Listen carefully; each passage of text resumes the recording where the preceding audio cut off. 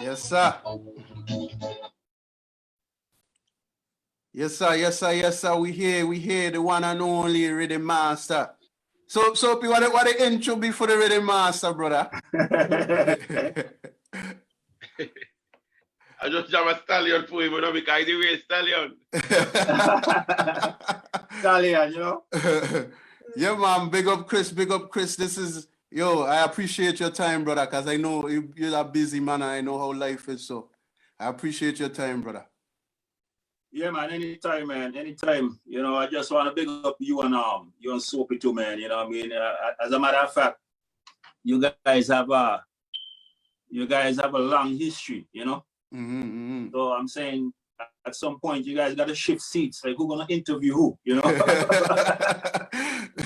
Well, you know, we go that in the works too, because people want to know. Somebody hit me at time and said, why you qualified to be doing these interviews?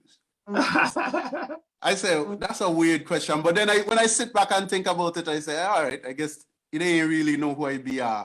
You know, they're trying to understand why people comfortable talking to me. So it is what it is. Yeah, but it's all good, man. You know, one family when you're in the music business as well, you know. No doubt.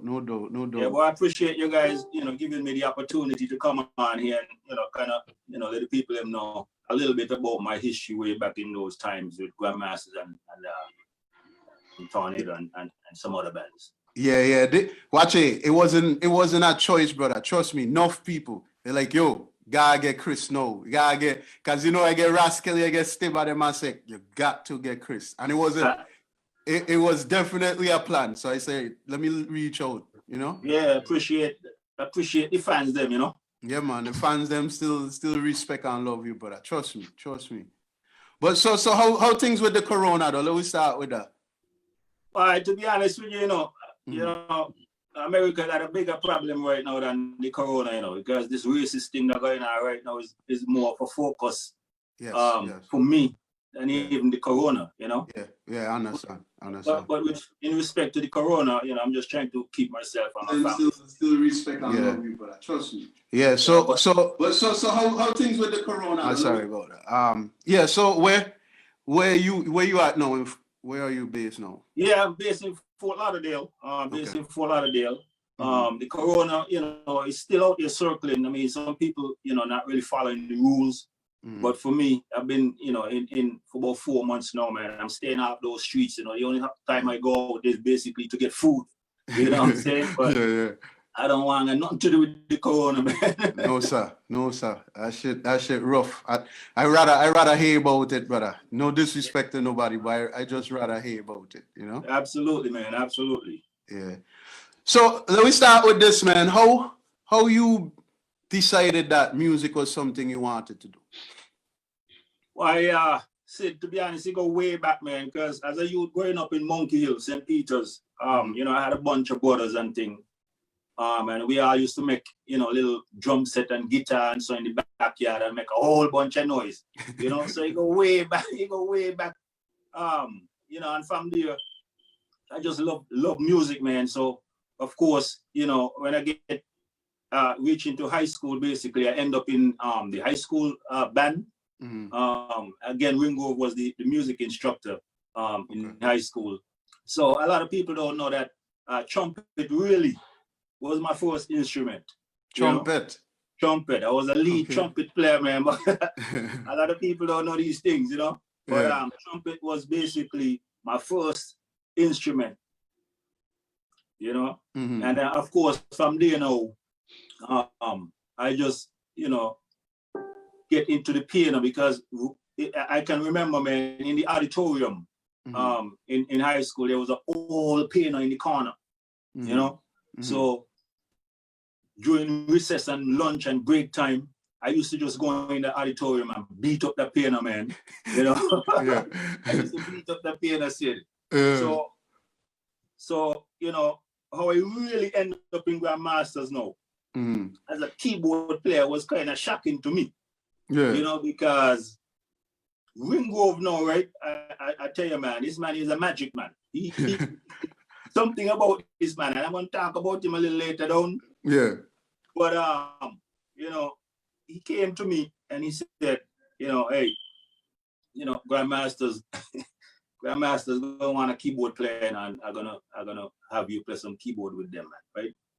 And I'm saying to myself, this man is a joker because I wasn't really a keyboard player, so to speak. Yeah. You see what I'm saying? I was more on the hands, you know. But what I used to do, really, to be honest with you, is I used to practice and teach myself how to play a lot of them man songs and that same piano. So sometimes in lunchtime, break time, I got about 15, 20 students around me just hanging out, having a blast. Yeah, you know? yeah. Ringrove, he scoped me out from there. But at the same time, I still felt like, you know, of course, it was a joke because at that time, you know, Grandmaster's band basically was the band, you know. And when I say the band, like, I mean, on top of the game, you know, with a lot of musicians too, not just players, but I'm talking about solid people who read music.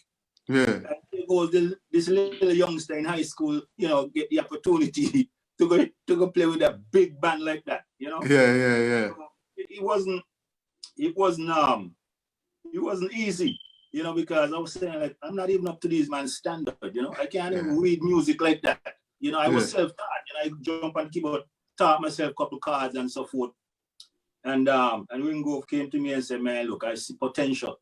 You know, I will never forget Sid. I will never forget. You see Shabu, the guitar player, Grandmaster? Yep. Let me tell you something about that dude. That dude ain't no joke when it comes to the guitar, right? Yeah. Shabu, I remember Shabu took me up in their band house, right? 2 weeks straight. Shabu. And Shabu taught me all the songs, all the cards, them, for all them songs that, you know, of course, Grandmasters had banging around them times, like, so it wasn't easy. It was like a fast transition, right? I don't want to talk about, you know, why I end up in the band, but what I can tell you, it was a fast move that these guys made, you know, knowing to the fact that I'm not really like a big time musician at that time in my life, you know. Again, you know, Ringrove saw the potential, you know, he saw the potential, and I can recall Sid Soapy, right? My first gig with Grandmaster's band was on St. Paul's Hardcourt. Never forget. And them days, right? Grandmaster used to run the Hardcourt them every week. There's no hard. So how old you was at that time when you first play your first gig? You can remember? Yeah, of course, man. I can't forget that. But I'm gonna tell you about the second gig. Too, which I never forget, right? Yeah. Bam. So that Ringo say, okay, boy, youngster ready, little boy ready, you know. St. Paul's Hardcourt. And you know, when you're playing on a hardcourt, you're not on the stage. So the whole crowd around you, everybody standing up around you. They could see what you're doing, you know? But when I got on St. Paul's, you know, please ram. I mean, hardcore pop. Country people from East and country people from West, people from Monkey Hill, people from Bastille. Everybody wants to see this little youngster playing with this big band, you know? But hey, let me tell you, right? I played as if I was playing with the band for 10 years. I mean, my fingers, my mind ain't really remember what to press. Yeah. My fingers, just pressing what they're supposed to press. You see what I'm saying? My fingers just playing what they're supposed to play. Clean session. My first jam, man, you know? But the biggest mistake Ringrove made, but I'll never forget. Second jam is up Monkey Hill now. Hometown. But hey, even my mother, Even my mother, Elmoza Gums, came out to see she little boy on the keyboard them. I said, you want to talk about mistake? Hey,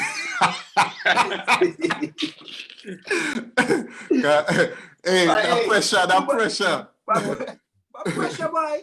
But mistake can't done here. And you know, long time I smart, you know. When I make a mistake, you know, nobody really know, you know. This is where I cover up the mistake in a kind of way, you know. But hey, let me tell you, the second jam, the man took me up to Monkey and the hard court. I got all my basketball players them come see me play. All my family, you know what I'm saying? People from all over come to see this little youth play with this big band, man. You know? So he's a basketball man too then? But yeah, you're not about basketball, soccer. Like literally, I was really good in both. Really good in both. But again, music just drift me away from them things. Got you. Music win.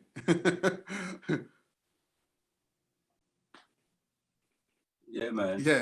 Yeah. So after them 2 jam now, like in your head, how you were feeling? What the plan be now? Well, after the second jam now, right? I figured like, I gotta get real tight now because again, you know, remember, you know, them times there when I joined Grandmaster's band, you know, you're talking Ringrove Hicks, a musical director, somebody that I personally feel like St. Kitts should acknowledge at some point. I telling you, brother. Yeah, man. This man here done so much for a lot of us and so much for St. Kitts. We're gonna get in some of them things there later on in the interview. But got you. You know, after those 2 gigs, man, I said, man, I got all these senior guys now. You know, everybody can read music. I got to come up with some sort of plan now to improve myself, to come up to the standard, to match these musicians here, you know? Yeah. And I can't recall, you know, Ringrove figured it out before me. He figured it out before me. He came to me and said, yo, I'm going to send you to Gary Knight. I don't know if you know who that is. No. Yeah. So Gary Knight is a professional piano player and he teach music and so in St. Kitts. I want to say he still do it, I'm not too sure, but Ringrove signed me up for some classes and thing and, you know, paying Gary Knight to teach me the piano and thing. And, you know, so I attended quite a few sessions with Gary Knight. But then the big mistake I make is when I reach a particular, I reach a particular standard where I know the notes, I know the chords, you know, I could read a little bit of music and thing. I stop. That's what happened, Mike. Are you ready to jump? Yeah. Because, you know, not only that, you know, as a youngster, right? Theoretical part of the music boring. Yeah. You know, because the man teaching me a lot of, you know, classical thing what I don't want to hear. I mean, I want to play them thing there. I want to play the masters and the small acts and all them thing there in them time as a youngster. You know? Yeah. So at some point it started to get a little boring to me, you know. So when I reached to the point where, you know, I know the chords, you know, I know notes, and on top of that too, remember I was a horn man before. So I knew music then. I just didn't know the piano piece. You see what I'm saying? Yeah. So when I reach a particular level now with Gary Knight and I figure about I know all these chords, you know, and I know my nose, I can read a little bit of music. I put that behind me, man. Yeah. Which I shouldn't have done. You know, I would have been a professor, you know what I'm saying? True. Yeah, but that'll happen, man. That happened to a lot of musicians, man. A lot of men end up go back to music school when they're done deep in it. Yeah, of course. Yeah. You know, but again, you know, I always tell people, man, you know, for me, utilize YouTube, man. YouTube is like a university and people don't really take advantage of it. Hell yeah. You know, so for me right now, that's like my major platform as a university where anything I want to learn, when I buy a new piece of equipment, I don't even study the manual. I just go on YouTube and type in the equipment and it show me exactly how to operate no doubt the product. You see what I'm saying? So I do that up to yesterday, Chris. Up to yesterday, I do that. Yeah, people need to take advantage of them type of platform there, man. I got people you know, in St. Kitts and so, like some of them youngsters in the band, them, sometimes them boys call me for advice and all kind of thing. And I'll tell them what I know, but I always direct them directly to YouTube, man. Like what I'm telling you here, you can just sit down in your house, you know, 15, 20 minutes, and you master whatever equipment you're trying to figure out, you know? Exactly. Yeah, man. So let me talk about your first album recording with Grandmasters, and who was in the band at the time? Boy, when I first joined Grandmasters band, to be honest with you, right? Remember, you know, you had people like Gregory Gums, right? Who I personally feel like, yeah, I should get on this thing here too, man. God, that man got a solid history behind him, right?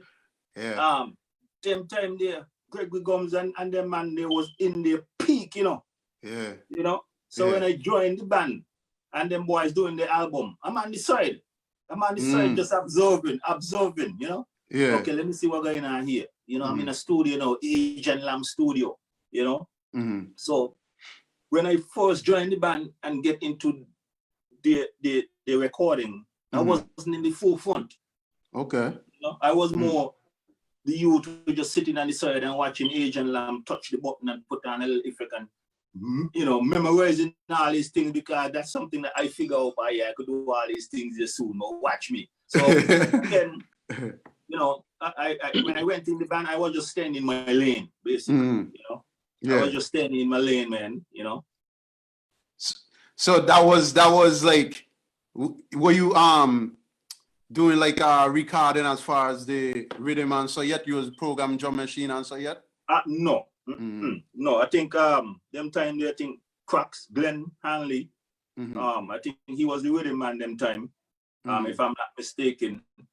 So again, I used to just stay in my lane, you know. I used to stay in my lane, just look at what the man doing and learn the thing, you know. But you know, needless to say, how I really end up on the machine now, right? It wasn't an easy choice, you know. It wasn't an easy choice because remember, you know, I don't know anything about the drum machine, you know what I'm saying? I just went in the band as a keyboard player. Yeah. But since I small, I well nosy, you know, I like to learn a lot of things about gadgets. You know? So when the man gone home go sleep, I gone up in the band house, me one, turn on them drum machine and thing and just up there learning them. So what happened now? We reached to the point now where when them man come back to practice now, I done got some nasty rhythm done program. You know what I'm saying?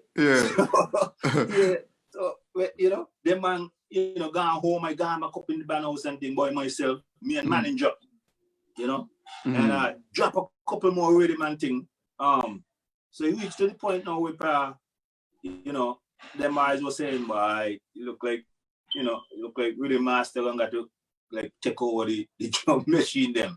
You know? So it wasn't really like easy like that. He had a little, you know, conflict in between.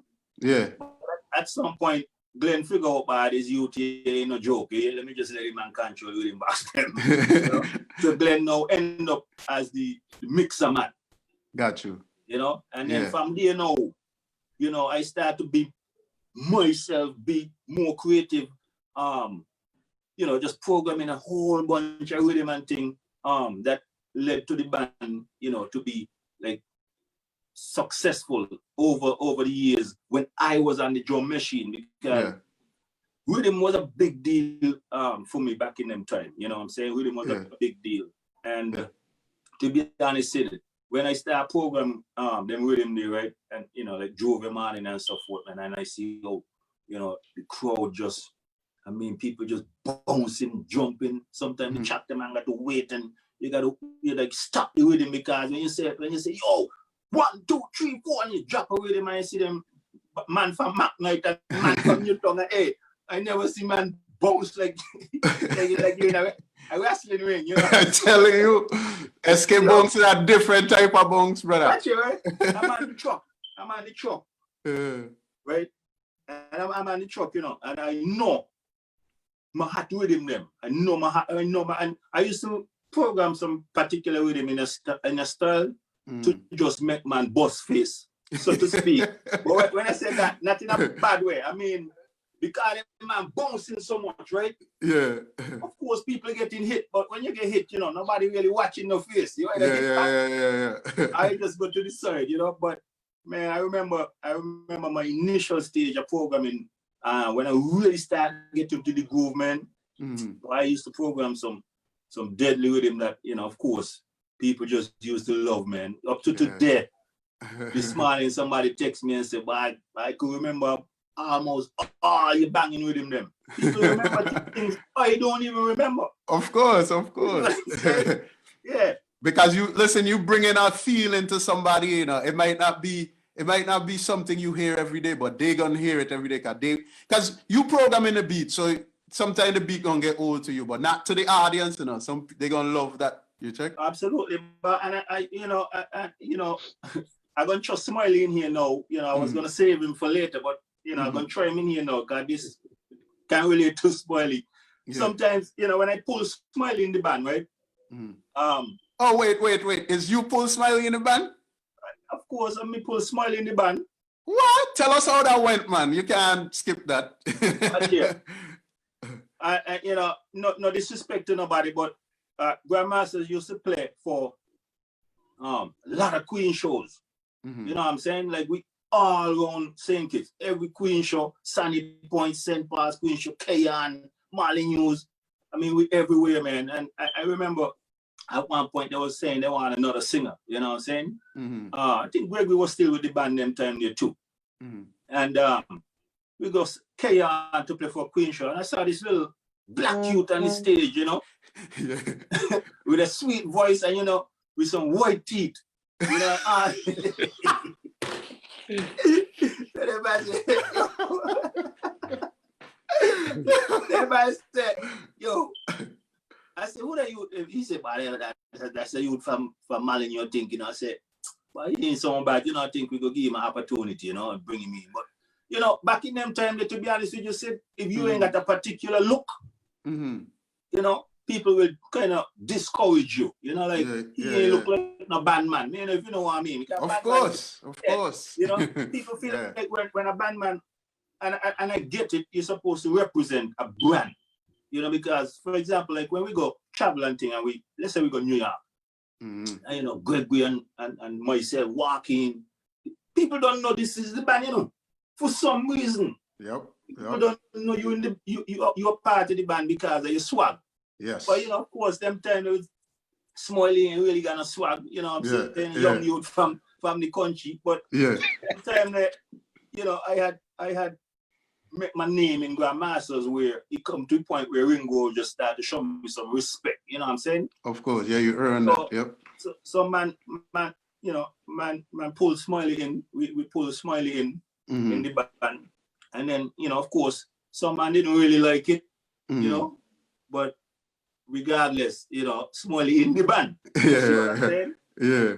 And I said that to say no, you know, one thing I could tell you with Smiley, man, I used to feel bad for him because I told you, I used to program fast, and every session is a brand new rhythm or two, or three, or four, right? Yeah. But sometimes I Smiley just make up chant on the spot, man.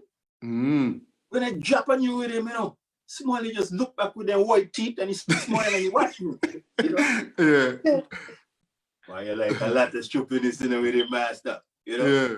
But anyway, Smiley just start to Lego some chant and then rhythm there, man. So I think Smiley and I, to be honest with you, we had a solid combination. You know? We had a really good combination because he was smart and he could think fast. Them time there. So even when I go out, Smiley ain't really got to hear the rhythm them yet, you know. Yeah. It's when I drop a rhythm now, Smiley now don't start to think, you know. And a lot of time people don't understand, you know, a lot of your best chant them come off of the crowd. Off the top. Yep. You see what I'm saying? They come off of the audience. So a lot of time I used to tell them, yo, focus on the crowd. Watch what this girl doing. Watch what that dude over there doing. And then you come up with something and so forth. And of course, people in St. Kitts, they like action. You know, you see a girl up front, a big crowd start come around and you just flow off of what's going on, you know what I'm saying? But I gotta give Smiley some jacket, boy. I used to put him on some pressure, boy. Well, he sounded like he handled it pretty good. I didn't know you bring in Smiley, man. That's a power move, man. Cause Smiley bring, of course. Yeah, man, that's a power move. Yeah. Yeah. So, yeah, man. So I want to figure out when you actually do your first album. That's what I'm trying to lead to.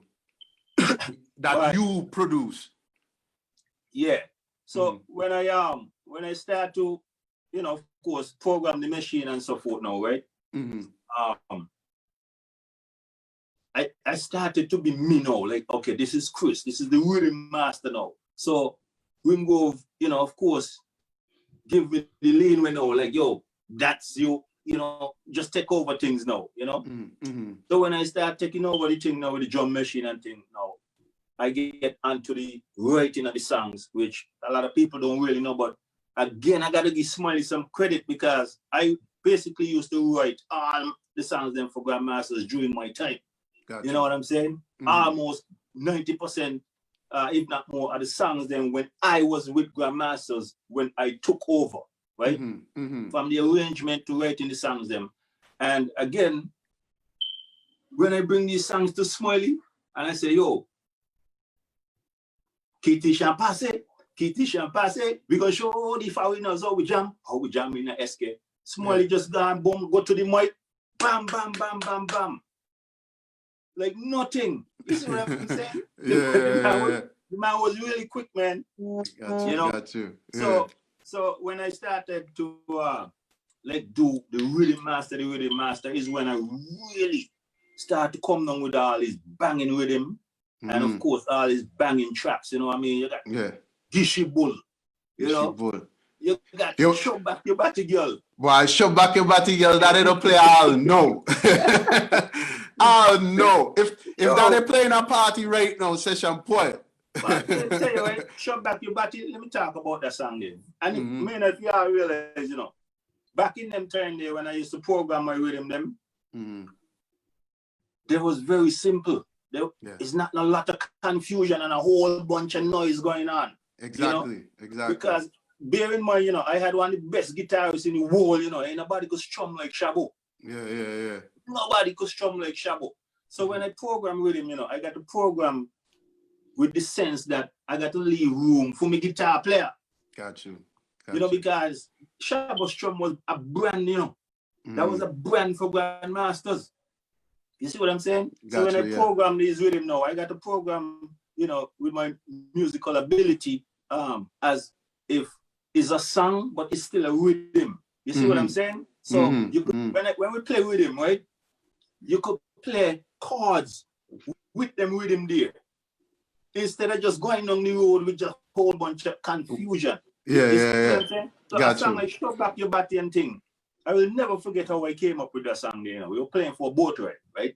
We were playing for a boat ride, and you know, I got on the pay and I sound checking. And of course, every session, I always got a brand new rhythm. Every session, a brand new rhythm. That's just the rhythm master. Right? When I sound checking now, I will never forget. I hope people see a girl named Elia. Man, if you know. No. Elia. Yeah. A girl named Elia. Right? Never forget, you know. She used to make me came up with Shop Back Your Body, girl, you know. When I was sound checking and I dropped ding ding ding ding ding ding ding ding, right? I saw Elia coming on and the pay. And Elia just started to shove back the body to the rhythm. I'm telling you, man. He just started wailing on the rhythm, right? And I watched Elia and I sound checking, you know, and I grabbed the mic and I said, And I said, shove back your body, girl. Shove back your body, girl. Shove back your body on me, right? Why it's true that Elia, you know, why I came up with that song. Woman. You don't know. Both rights turn off now, right? Both rap people. I mean, people upstairs, people downstairs. When you see me play, when we drop Shop Back Your Body with him, right? But man, we had to stop a few times. Yeah. I'm telling you, man. Session mashup. Hey, but isn't it Fucking crazy? time. They still got a effect. That song still got a effect. Go ahead, Soapy. Oh. Ladies, are you in control? Right now, I want to see the ball roll. Well, only you can control your body tonight.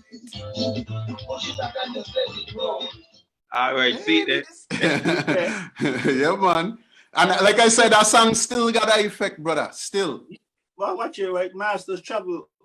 But I think the only place we didn't probably went is like maybe in a Dutch country or a French or something by. But yeah, we did some traveling on that song there, man. I went St. Thomas 1 year and hear that song they playing down there on the road.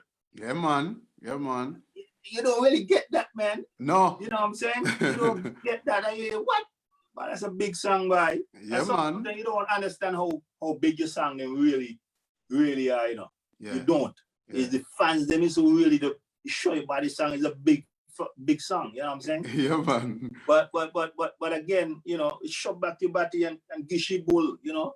Mm-hmm. I mean, that was another banger again, man. I'm telling you, hey, when you see man drop the bull, yeah, please turn up until you sit. You know what I'm saying?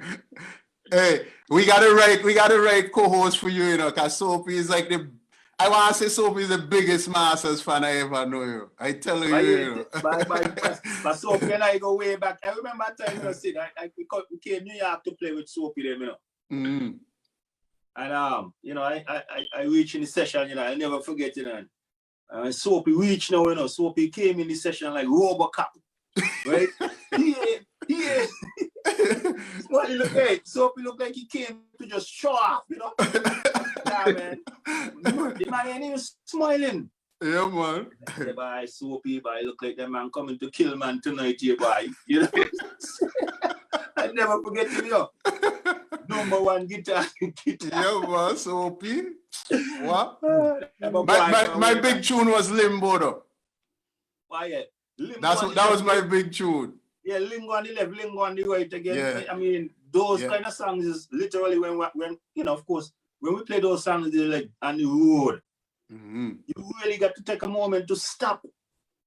You know what I mean? You just can't play for 15, 20 minutes straight because when you say Lingo on the left, you know, and people just gone left. Yeah, man. And then Lingo on the right, and people gone right. You know, at some point, man, you're pushing on people and why? Yeah, man. That was my song, brother. When I hear that, I was like, this song sick, brother. I remember since you big song, I go touch that. Since you big song, you know. Yeah, go on.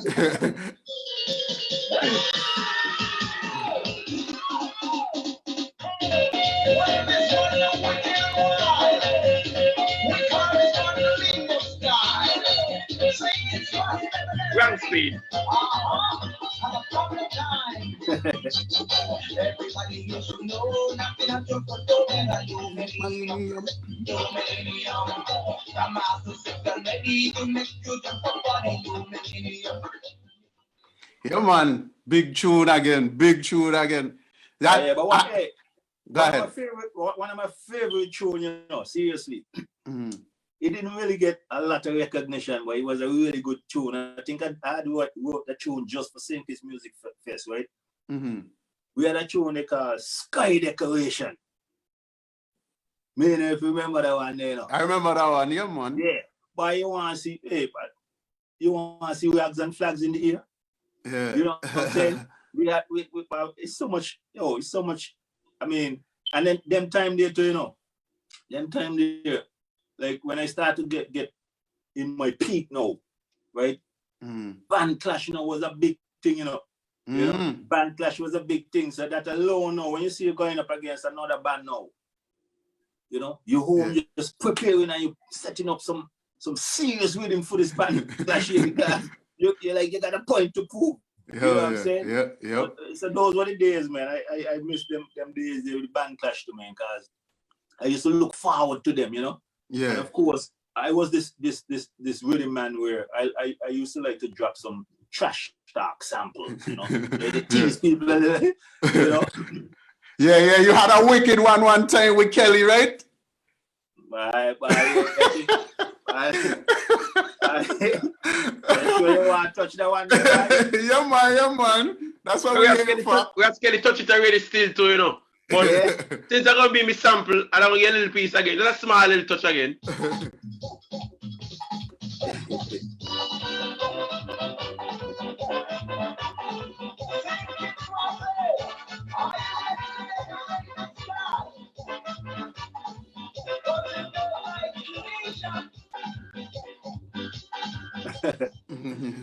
Sample Yeah, for decoration. Yes, decoration, man. But, Yeah, man.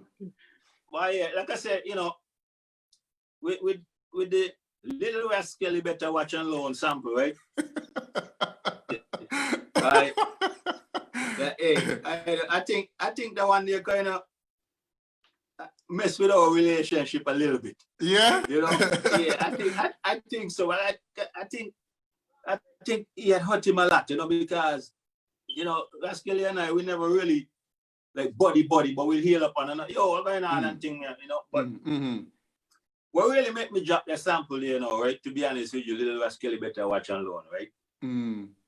I remember that time on 4th Street, and I never forget it. The man tried to test me. You know? Yeah. Yeah, man, the man tried to test me. You know, tried to test me, man. But at them time, they took Little Rascal, you know, right? Was just coming on the scene. Yeah.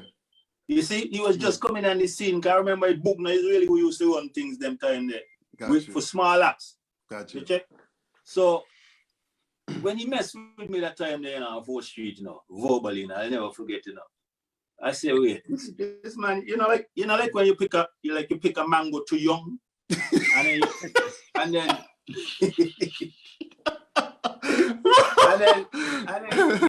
you force wipe it, you know, you put it too white. Yeah.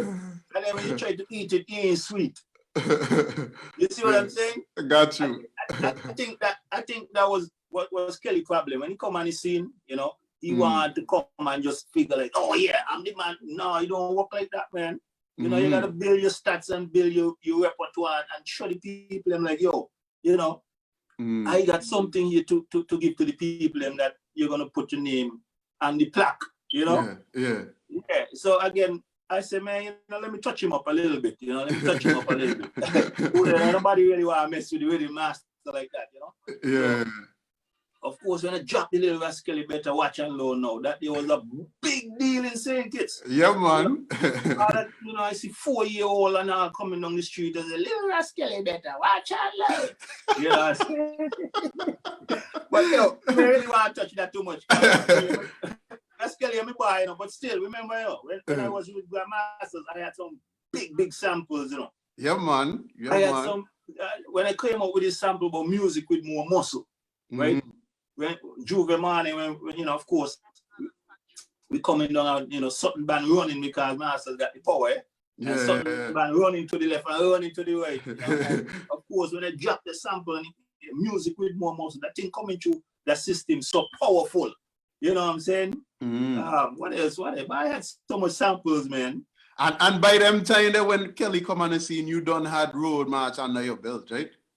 Yeah, man. You know what I mean? Like about 3 to 4 road match and thing, but like I said, you know, I wasn't really a big deal with the road match. Whether I get road match or not, really, to be honest with you, because honestly, man, in St. Kitts, when you get road match, I mean, what's next? You know? Yeah. What's next for that band who got road match? Like you don't really benefit. I wouldn't say you're not benefiting anything, but you're not benefiting what you're supposed to get in return. You know, from the carnival committee, so to speak, you know? Yeah. And that's one of the things, I wanted to ask you about too. Like, why is it that like, I thought like at some point you used to get to travel like to the carnival committee, like that cultural exchange thing. I thought that was part of winning road, man. Nah, let me tell you, man, most of the traveling that we did with Grandmaster's band is directly through Ringgrove, with his connection with promoters, right? And at some point, DJ Marishaw, he lived in New York. He was a promoter too, and you know, of course, he took us to like, you know, England and thing and so forth. But other than that, I don't think I can't recall where the committee itself set up some sort of traveling plan for any road march band that I have known. You know what I'm saying? Okay. It's all about the band itself or other international promoter who figure like, yo, this band here doing some good things in Sinkers. Let's bring them to New York. Let's bring them to Texas. Let's bring them to, you know what I'm saying? Yeah. What did that ever happen though? With like, say, with like, I don't know if you know, but I just asking if you know. Did that ever happen with any band? Like the actual carnival committee would move them, give them travel places? Yeah, honestly, man, I can't really speak for like, you know, Small Axe and New Voice band back in them time there. But what I can tell you, I personally can't recall where the committee itself set up some sort of traveling plan where, like, not even if you get road march, but if you're doing well, you know, kind of expose you to the international market. I can't recall that ever happened when I was with Grandmaster. You see what I'm saying? Got you. Yeah. So let me say, so during that time with Grandmasters, you was doing other things, right? I heard that you used to do a lot of these Calypsonian songs, write them, produce them. Is that true? Yeah. A lot of people don't really know too, you know. I used to do a lot of writing for a lot of big name Calypsonian back in St. Kitts, you know, but under the table. You see what I'm saying? Under the table, man. You know, I can't even people like, you know, Ayatollah, who is a big name. I wrote a song for before, you know. Got you. I can remember one year, you know, they said that I held up the Calypso show, you know. I held up the Calypso show, you know. The actual show? Yeah, the actual show. Well, I was about to ask him that, you know, because one year, you know, Calypso show on and everything stopped. You know, my father's a Calypso man, so he said, wait, what go on here? What happened to them people up there, man? You know, they have a big man sit down, so. Yeah. What? You know, really going on, nothing go on. But at the end now, you hear the man say, I really master hold up his show. So what go on with that? But no, hey, let me tell you, let me set the record straight, right? You know, so that year I wrote a song for Ayatollah, right? And on top of that too, I arranged the song for him, right? But you know, I'm a man, if I do business with you and I charge you, I expect you to pay me, you know? So of course he went through semi-final and thing into the final and no cheese, you know, the man ain't want to come up with the money, you know. So of course when it was his second round, if I'm not mistaken, for him to come and sing the song that I wrote for him, I told Ringo straight up, man, but I ain't playing. You know, I need my money from this man here. You know what I'm saying? But you know, Ringo boy, you know, so of course I like, okay, you know what, man. So it was a little delay. It wasn't really no long, you know, but I was just to the point where like, yo, business is business, man. You know what I'm saying? So you know, if it wasn't for Ringo, man, I probably wouldn't have played for the dude, man. Until but you know, but it wasn't for a long period of time. I don't even think people really recognize it was like a major problem. You know what I'm saying? Well, I watching a comment here and me ain't gonna call it in, but somebody say, so long he doing that means he's still doing it to this day then. He always do them things, man. Yeah, but he does a whole of things like a spoiled child. No. I ain't think you mean Chris. I think you mean Ayatollah. Oh. Yeah, but up to this day, you know, I still write for certain Calypsonians. I still arrange for certain Calypsonians in St. Kitts up to this day. Got you. Respect for that, man. That mean they believe in what you do, man. That's a lot of love right there. Yeah, man. So after you was, you know, doing your thing in Grandmasters, gaining enough road match and all that, what was your mental state as far as you wanted to make the band go further? Like what was your plan in your head to move the band along? Yeah, well, I can tell you this much, man. I used to be behind Ringo a lot, you know, to do more for the band. I mean, everybody know Ringo traveled the world in his time, playing music on a high level, you know. So I remember when I'm coming to my peak, to want to do more. You know, not just for myself, but for, you know, the fellas them in the band and thing who want the extra exposure as well. You know, Smalley coming in as a brand new, you know, member, he wanted to travel too. You know, and I used to go to Ringrove and say, Ringrove turn down a lot of gigs, you know. You think we don't know, but we know. He turned a lot of gigs down, you know. Only because, like, he, you know, again, Ringrove had gotten to the stage where, man, I've seen it all. Done you know, it all, but what happened to the younger ones, them now, who coming in, who want to see what you saw, you know? So I used to put some pressure on him there, man, like, yo, you know, take the gig, let's travel and thing. And of course, you know, you reach to the point where, you know, the band, you know, had far back on the international scene. You know what I'm saying? And at some point, you know, we had lose the hype. We lost the hype that we had, you know, and nothing hurt more when, you know, you with a band and you're at your peak, and then all of a sudden now you just start making your way, you know, to the bottom of the pile, and then Small Axe doing the thing, and then of course you had new vibes coming in, you know, blowing up the market, you know, and the international scene, and also, you know, doing well locally, and then Grandmaster's coming down.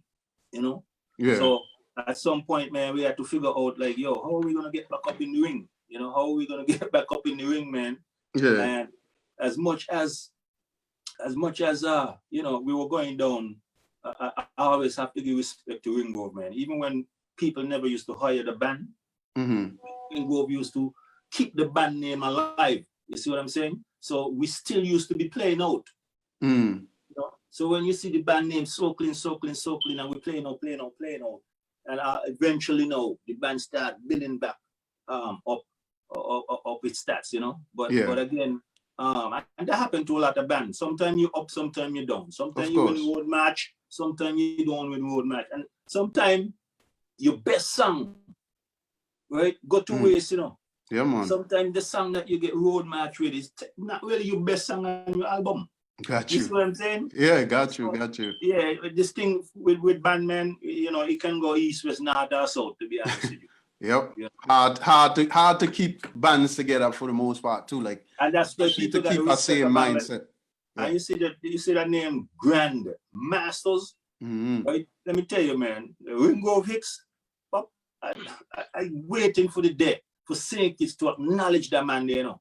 Yeah, man. Seriously, the man. That's the most strongest name right now in St. Kitts as a band. You know, the band is not hard to hold. There's so much different demeanor, so much ideas, you know. This person ain't talking to this person because, well, something ain't went right on a gig. You know, it's just so much things. But when it comes to you know, Grandmasters, man, I gotta give them boys a lot of respect, even though I'm out here in America now. That name's still so clean strong.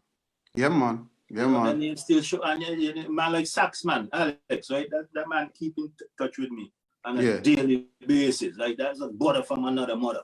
You know what I'm saying? And watch it, not to cut you off. You see me looking down here. It's actually Alex I hear texting. He say he listening. Saxman is important, let me tell you. If I start telling you some story about me and Saxman, we ain't gonna done today, but I'll save it for another time. Tell one, man. Tell one. Okay, so apart from trumpet, right? I was the type of dude that I can learn things easy, man. So Saxman taught me how to play saxophone, you know. Yeah, so Saxman taught me how to play saxophone. So, you know, go up by his mom's house, and him and I sat down and thing. And them time his mother used to go around like Christmas time and playing little church gig here and thing. Yeah. I'll never forget Saxman, you know. I ain't really a big time sax player. You know, but I can do my little thing. But the man come telling me, well, hey, you know, we got a gig in the church Sunday, you got to do a solo. Man, put you on the spot. You are sharp for me. You wanted to sharp for me, you know. You're telling me, I been struggling, you know, with the saxophone, eh? You know what I'm saying? The man telling me, I gonna play this lead part here, And then, well, he gonna come back behind me now. And I did it, you know, I did it. It went down smooth, but me, I tell you, me and Saxman, we got a strong history, man. Strong respect. So how did we get to the point now that you end up moving on and starting your own band, Tornado? But yeah, that's a good question. A lot of people thought there was some sort of animosity or some falling out and all kind of thing with Grandmasters and so forth, but had nothing to do with that. You know, he had nothing to do with that. As a matter of fact, based on one of the question you asked me earlier, you know, when I reached to the Rhythm Master peak, I realized that the Rhythm Master name speak a lot of volume. You know, yeah, he had a lot of strength behind it, and I figured to myself, I think it's time for me to branch off, right, and form a band out of Monkey Hill, St. Peter's, you know what I'm saying, and give St. Peter's their own. Gotcha. You know, yeah. And one of the things that really forced me to go ahead and make that move, you know, like again, at some point I used to talk to Ringo over a lot, and I can recall telling him, yo, how come bands in St. Kitts have to wait for somebody else to hire you? You know, how come we gotta wait for this committee to hire you? How come you gotta wait for BCA to give you a jam? How come you gotta wait for this person to give you a jam? Why can't we create these events on our own? You know? Why, you know what I'm saying? You know, so I said, I remember, and I'm gonna tell you this straight off the bat. I hired Grandmasters, me, while I was playing in Grandmasters, you know. Yeah. You hire yourself? Yo, I hired Grandmasters, right? And I hired Smarlax while I was in Grandmasters. And I keep a session in Spratnet, right? And the way how we do the ad, right, is in the left corner, it's Grandmasters, in the right corner, Smarlax, right? And we make it sound like a wah going down there. Yeah. Wah? It's just strategy, you know? Yeah. Yeah. Still, Spratnet couldn't hold nobody else. Wow. Nobody else. I mean, people outside in the streets trying to come in. Nice. To the side, I'll never forget. To the side of the seawater side have some rocks. People all out there on the rock them. Right? Session ram. I'm telling you, because these people like a band clash, you know, I tell you. They love a band clash. Well, back in my time, I don't know if they like band clash now. But yeah, man, I see him so. Watch it, right? I ain't gonna put no figure on it, but I could tell you when I done peg Grandmasters and I paid Smarlax and I go home with my profit, it was over. I ain't gonna put no figure on it, but it was over 10. Wow. And this nice. Profit, you know. Yeah. Right? So here I am now. I say, yeah, okay. Another month come, I drop another one again, right? And then another, when I drop the third one, my Bugna get smart, boy. Bugna say, no.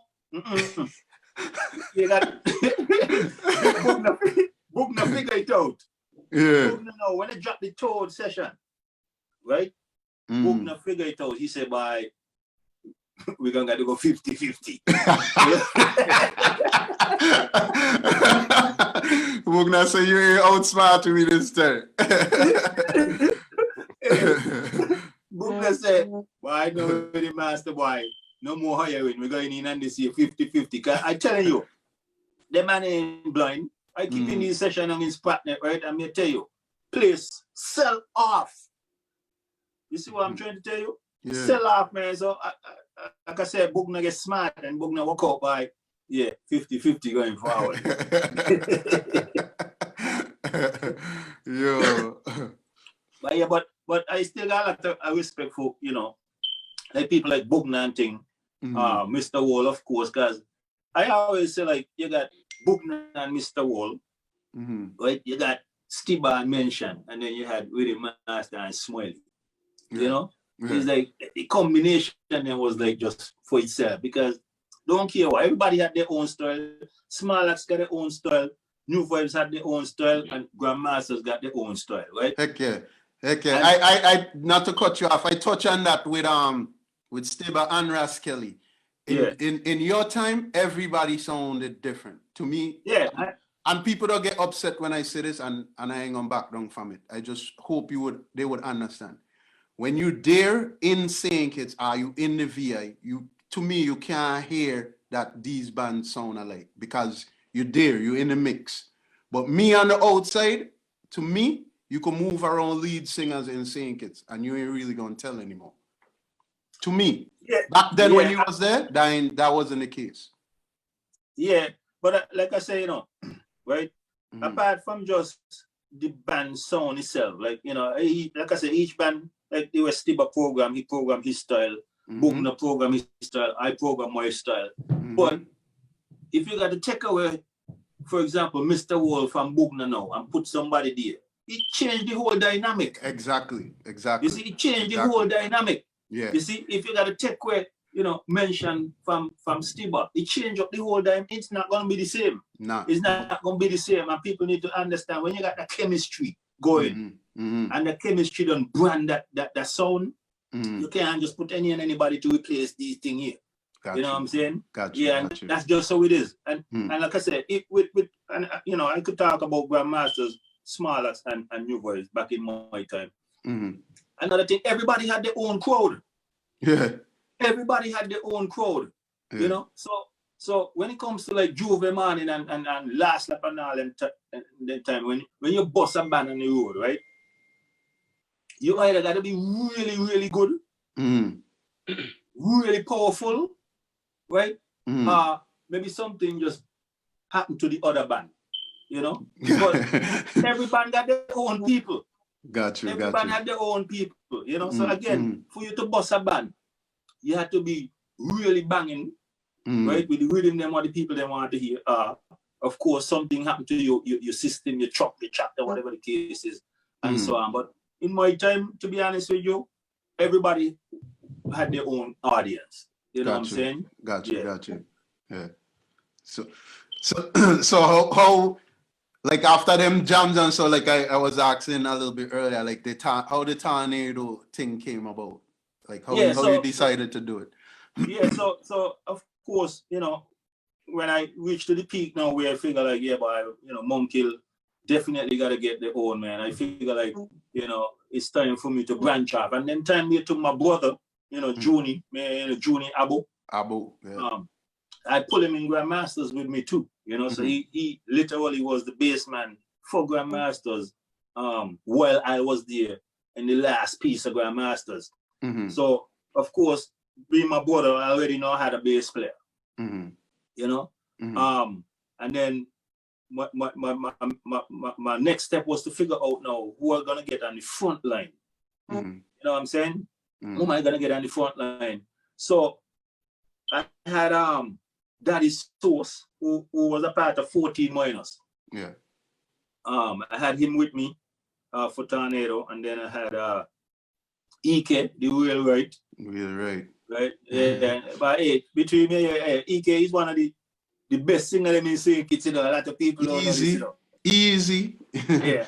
Easy. A lot of people. So when I get Ike with me, right, I felt like, wow, this band you could take it to a different level, completely different level with Ike. Because I had Source, who was basically like a, you know, a chant man. He was my chant man. And then I had Ike, the Real Right, who was my singer, who was extremely versatile. You know, he could have chant, he could have sing love songs, he could have sing reggae. The man just had a sweet voice. Yeah, but the girls them used to want to hear that, you know? Yeah, man. And then I had Joe Mulhuggins, of course, the young girl from Monkill, who was big up in these Queen shows and all kind of thing. I had her as a female singer. And then I had a young youth from I think the larger Atlas named Alistair. He was on guitar, and then I had Steve Payne. Steve Payne was on drums, right? And then I had Pauline Keith Evelyn up St. Peter's as the manager. So he was more so on the manager side where he controlled all the finances, all the booking and all them kind of thing. And then I had another youth named Cobra. Him and I went to school together and thing. He was supposed to be the drummer initially, you know, but since we got Steve Payne, we end up putting him on the vocal, you know. Got you. Yeah. And I could remember, you know, when you know, the band was doing really great, and own our respect, because